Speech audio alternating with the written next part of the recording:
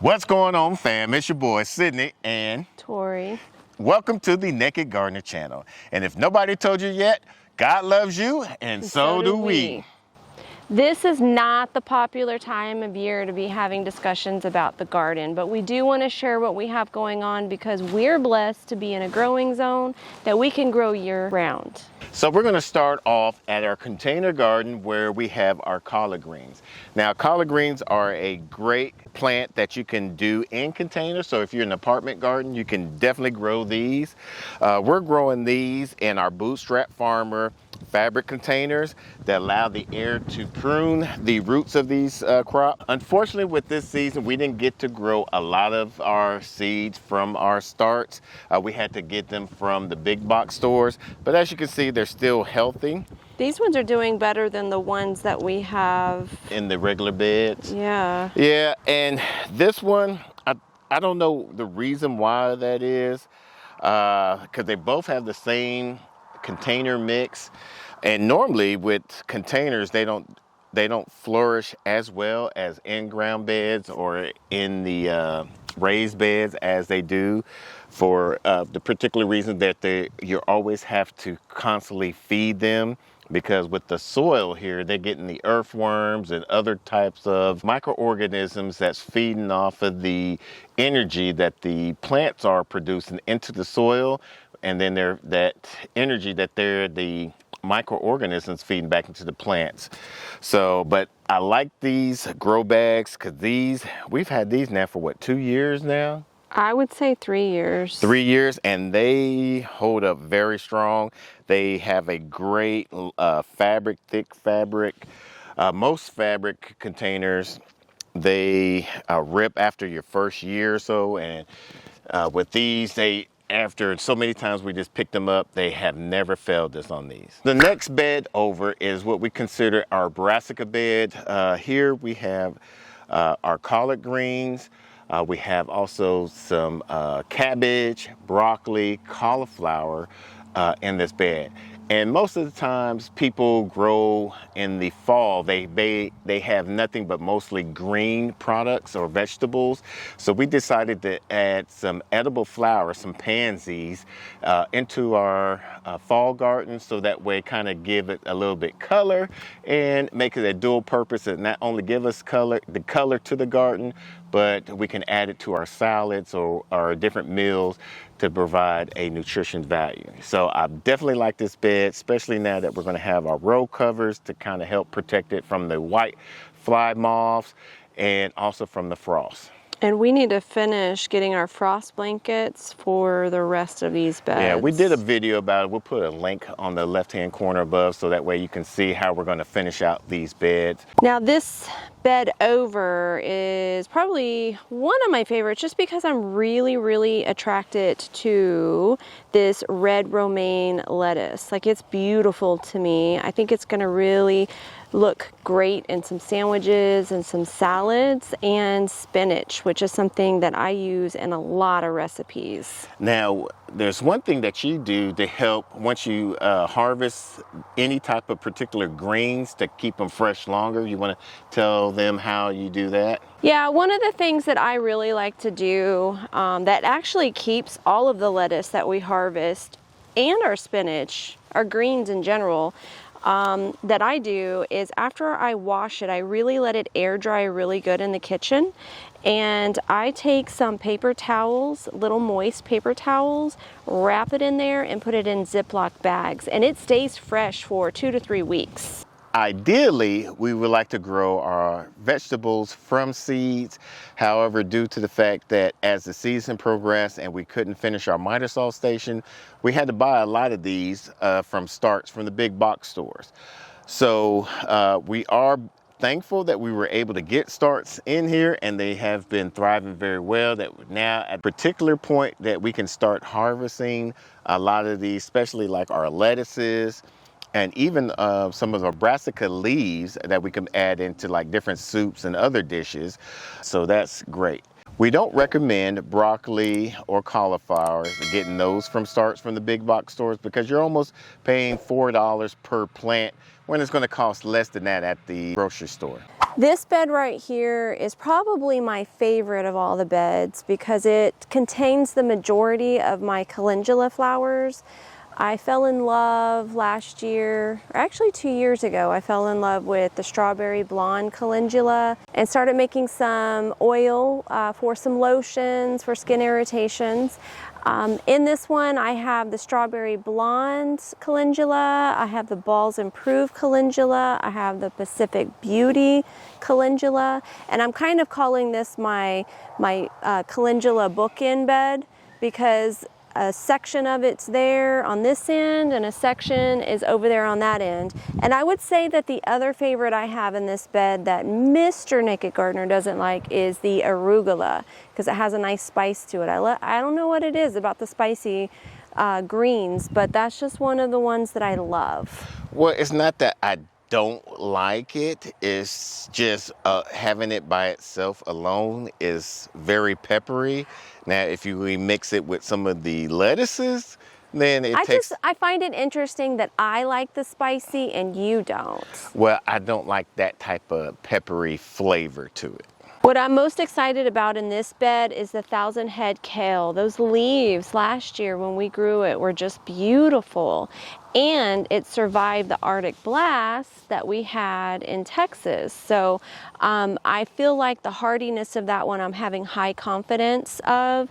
And the cauliflower digesti did pretty good for us, but the Arctic blast did kill it off. So if we don't have an Arctic blast this year, I'm having high confidence with the cauliflower digesti.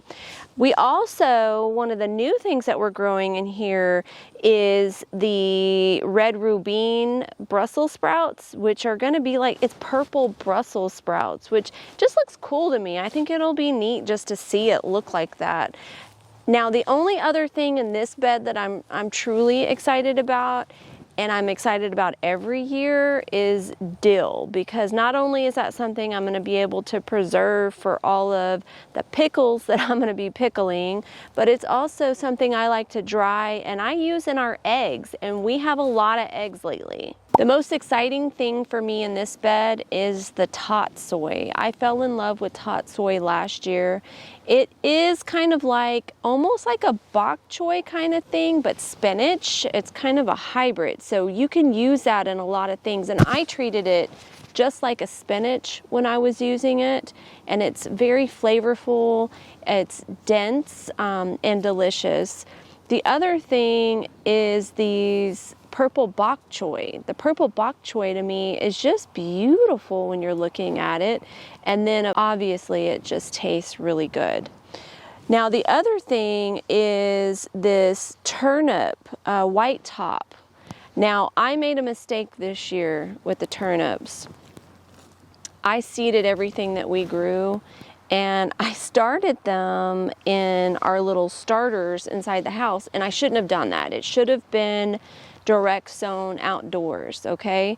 But this will show you, even when you make a mistake, you can find success in your mistakes in the garden. And I highly encourage anybody, when you see something you should not do, try it.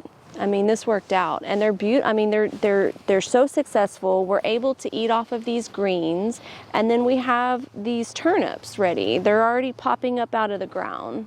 So this is our first in-ground raised bed that we did no-till on.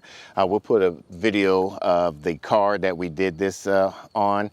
And for some reason, we just cannot get this bed to grow right. These beds, all of this vegetables in this bed was planted way before this bed.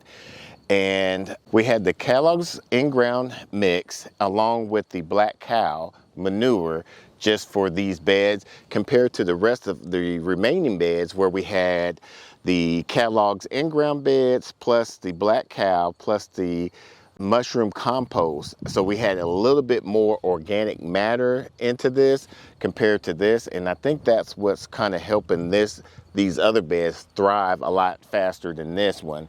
So what we're going to have to do is allow more organic matter into this bed by introducing a lot more compost, a lot more worm casting, and other organic matter to help get this bed ready for the springtime. Each one of these trellis has a different type of peas that we're trying to get growing up this trellis before the hard frost get it.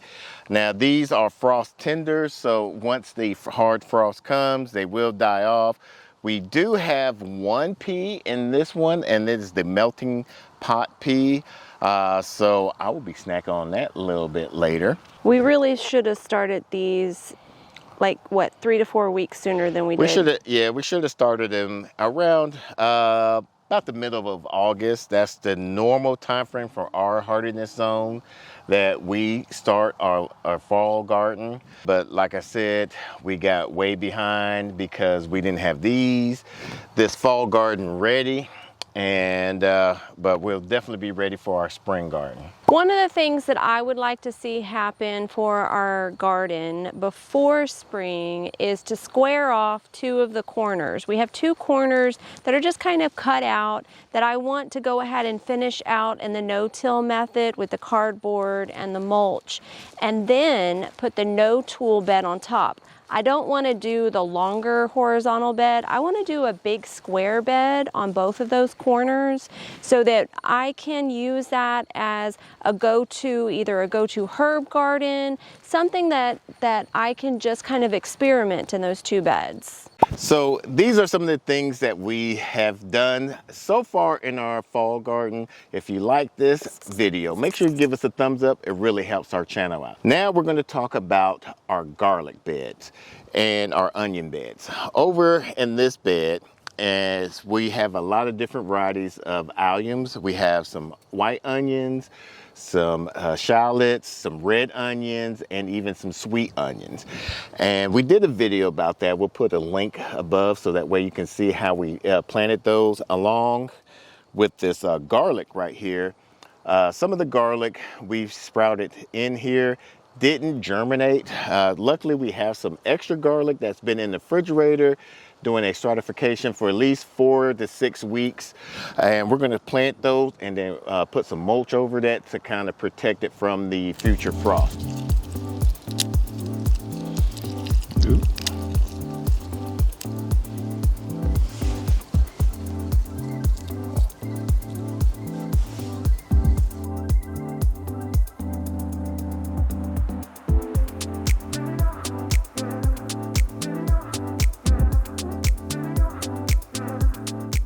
What this is, it's going to give it a nice blanket, protect it through the winter months while feeding the soil.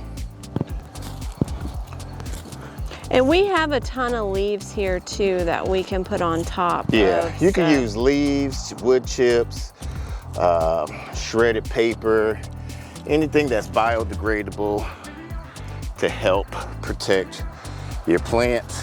It definitely will help keep the weeds from at bay so it doesn't rob any of the nutrients of the other plants of the garlic.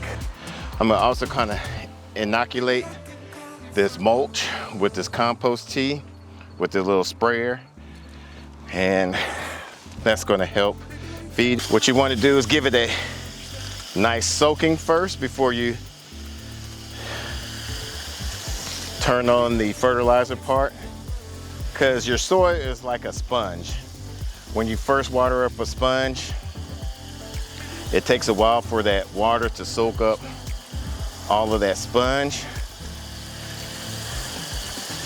And then once it gets a nice saturation of this water, we'll flip the dial on to fertilizer or the on.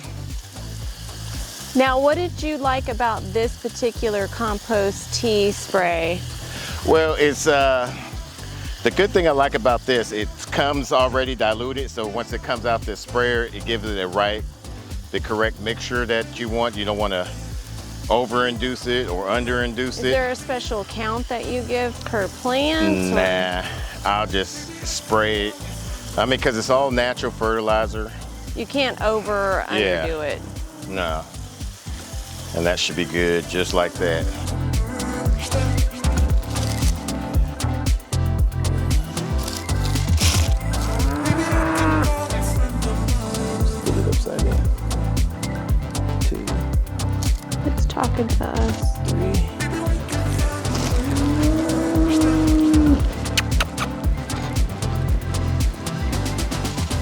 on, baby.